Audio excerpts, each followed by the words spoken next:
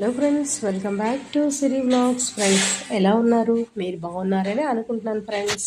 మీరు ఎల్లవేళలా ఆయురారోగ్యాలతో హ్యాపీగా ఉండాలని మనస్ఫూర్తిగా కోరుకుంటున్నాను. Welcome back to Siri vlogs. Friends, ఈరోజైతే క్లైమేట్ కూల్గా ఉంది కదండి. చక్కగా మనం తీయగా వేడివేడిగా పాయసం అయితే చేసుకుందాం.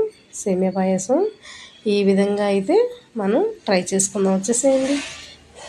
కాస్త నెయ్యి వేసుకొని, కాస్త సేమియా వేపేసుకొని, కొద్దిగా కాచి చల్లార్చిన పాలైతే చిక్కటి పాలు పోసుకోవాలండి. ఇది బాగా బాయిల్ అయిన తర్వాత కొద్దిగా యాలకుల పొడి వేసుకొని, అలాగే క్రష్ చేసి పక్కన పెట్టుకున్న పచ్చి కాజు అయితే వేసుకోవాలండి. చాలా బాగుంటుంది. ఇది క్రష్ చేసి వేసుకుంటే దీని తాలూకా అరోమా చాలా బాగుంటుంది బాయిల్ అవుతుంటే. అలాగే కొద్దిగా నెయ్యిలోని కొద్ది కాజు కిస్మిస్ కూడా ఫ్రై చేసుకొని కూడా అది కూడా వేసుకోవాలి. ఇంకా ఫైనల్గా మనం షుగర్ అయితే యాడ్ చేసుకోవాలండి. షుగర్ యాడ్ చేసుకొని ఇంకా దింపేసుకోవడమే.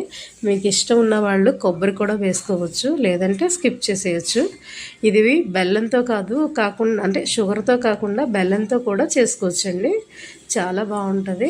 బెల్లంతో అయితే అస్సలు బోర్నమిటా తాగుతున్నట్టే అనిపిస్తుంది. సూపర్గా ఉంటుంది. అంటే షుగర్ పడలేని వాళ్ళు బెల్లం కూడా యూస్ చేసుకోవచ్చు. చాలా బాగుంటుంది ఫ్రెండ్స్. నేను ఇప్పుడు క్రష్ చేసి వేసుకున్నాను కదా కాజు, అది బాగా బాయిల్ అయ్యి కూడా మంచి టేస్ట్ అయితే వస్తుంది పాయసానికి. అది నేను ఆన్లైన్లో అయితే తెప్పించానండి. దాని లింక్ కావాలంటే నేను బయోలో ఇస్తాను. సో ఆ ప్రోడక్ట్ అయితే చాలా బాగుంది. అండ్ బాదం షేక్లు అవి చేసుకున్నప్పుడు కూడా మనకు ఉపయోగపడుతుంది కూడా. సో మీరైతే కూడా చూసి ఆన్లైన్లో తెప్పించుకోండి. ఎలా ఉంది సేమియా పాయసం? బాగా చేసానా? సూపర్గా ఉందండి. టేస్ట్ కూడా మీరు కూడా ఇలాగే ట్రై చేసి మీకైతే ఎలా వచ్చిందో నాకైతే కామెంట్ చేయండి ఫ్రెండ్స్. అంటే అందరూ చేస్తారు సేమియా పాయసం, కానీ అది చేసే విధానం ఉంటుంది. ఒక్కొక్కరి చెయ్యికి ఒక్కొక్క రుచి వస్తుంది అనమాట. సో ఈ విధంగా చేస్తే మంచి రుచి వస్తుంది.